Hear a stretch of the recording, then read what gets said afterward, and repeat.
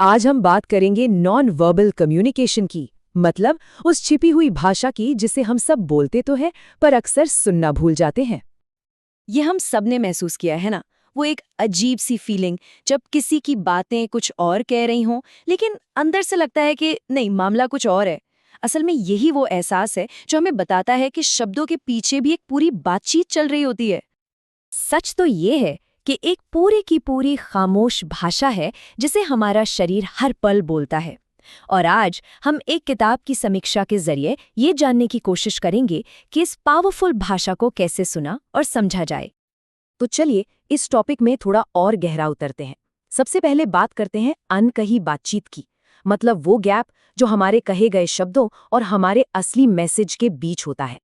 हम चाहें या ना चाहें, हमारा शरीर लगातार सिग्नल भेजता रहता है। ये हमारी बातचीत में छिपे हुए वो सीक्रेट सिग्नल्स हैं जो हमारे असली इरादे और हमारी फीलिंग्स को सामने ले आते हैं, और अक्सर हमारे शब्दों से भी ज्यादा सच्चाई से। तो सवाल ये है कि इन सीक्रेट सिग्नल्स को आखिर पढ़ें कैसे? यहीं पर बॉडी लैंग्वेज नाम की एक किताब पर की गई समीक्षा हमारी मदद करती है। ये हमें इस खामोश भाषा को समझने के तरीके बताती है। तो नॉन वर्बल कम्युनिकेशन है क्या?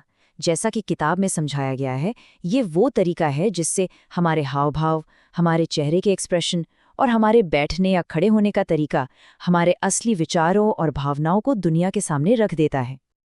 और ये एक बहुत ही पावरफुल आइडिया है जो इस पूरी समीक्षा का सार है। इसका मतलब है कि हमारे हाव भाव और हमारी बॉडी पोस्चर्स अक्सर हमारे बोले गए शब्दों से कहीं ज्यादा सच्चे और ज्यादा ताकतवर होते हैं। यही वो अनकहा सच है जिसे हमें समझना है।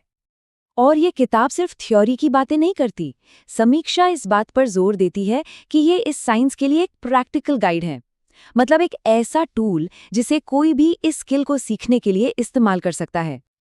तो किताब जो पहली बड़ी स्किल सिखाती है वो है दूसरों को समझना। चलिए देखते हैं कि इन संकेतों को पढ़ने का असल में मतलब क्या है। तो देखिए, इस स्किल के ना दो कमाल के फायदे हैं। एक तरफ हम दूसरों को पढ़ना सीखते हैं, उनकी छिपी हुई फीलिंग्स, उनकी घबराहट, यहाँ तक कि क्या वो सच बोल रहे हैं या नहीं, ये भी समझ सकते हैं।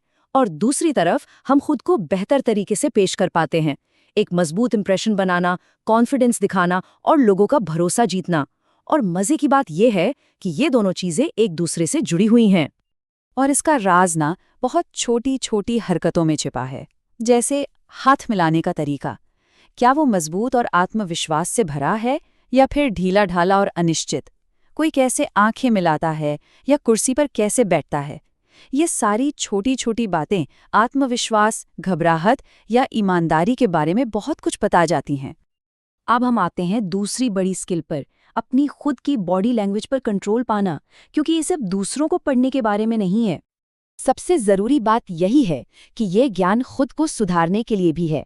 ये समझने के लिए है कि हमारा शरीर दुनिया को क्या कहानी बता रहा है, और फिर उस कहानी को कंट्रोल करना सीखना, ताकि हम खुद को ठीक वैसा ही पेश कर सके जैसा हम चाहते हैं।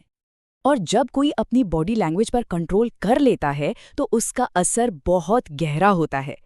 इससे न सिर्फ कॉन्फिडेंस झलकता है, बल्कि दूसरों के साथ भरोसे का एक मजबूत रिश्ता भी बनता है। और ये सब बिना एक शब्द बोले भी हो सकता है। तो आखिर में इस हुनर को सीखने का असल मतलब क्या है? चलिए इस पूरी बातचीत को समेटते हैं। किताब की समीक्षा में इसे 5 में से 4.5 की शानदार रेटिंग दी गई है। ये रेटिंग अपने आप में इस बात का सबूत है कि किताब में बताए गए तरीके कितने प्रैक्टिकल और असरदार है। और हाँ, ये किताब सिर्फ कुछ खास लोगों के लिए नहीं है। समीक्षक का कहना है कि ये स्टूडेंट्स, प्रोफेशनल्स और हर उस इंसान के लिए ज़रूरी है जो अपनी पर्सनल या प्रोफेशनल लाइफ में बेहतर तरीके से कम्युनिकेट करना चाहता है। इसका दायरा बहुत बड़ा है। तो बॉडी लैंग्वेज सीखने का ये पूरा सफ़र 3 आसान स्टेप्स में समझाया जा सकता है। पहला, इसके पीछे की साइंस को समझें। दूसरा, अपने आसपास के लोगों को ऑब्जर्व करना शुरू करें। और आखिर में उस जानकारी का इस्तेमाल खुद पर महारत हासिल करने के लिए करें। और ये बात पूरी चर्चा का निचोड़ है। समीक्षा की ये आखिरी लाइन इस पूरे विश्लेषण के मूल संदेश को पक्का करती है कि हमारे एक्शंस, हमारी बॉडी लैंग्वेज हमारे शब्दों से कहीं ज्यादा पावरफुल हो सकती है। तो ये पूरी बातचीत हमें एक बहुत ही दिलचस्प सवाल पर लाकर छोड़ देती है। जरा एक पल रुककर सोचिए, किसी की अपनी खामोश भाषा, उसके हाव भाव, उसका पोस्चर इस वक्त क्या संदेश दे रहा है?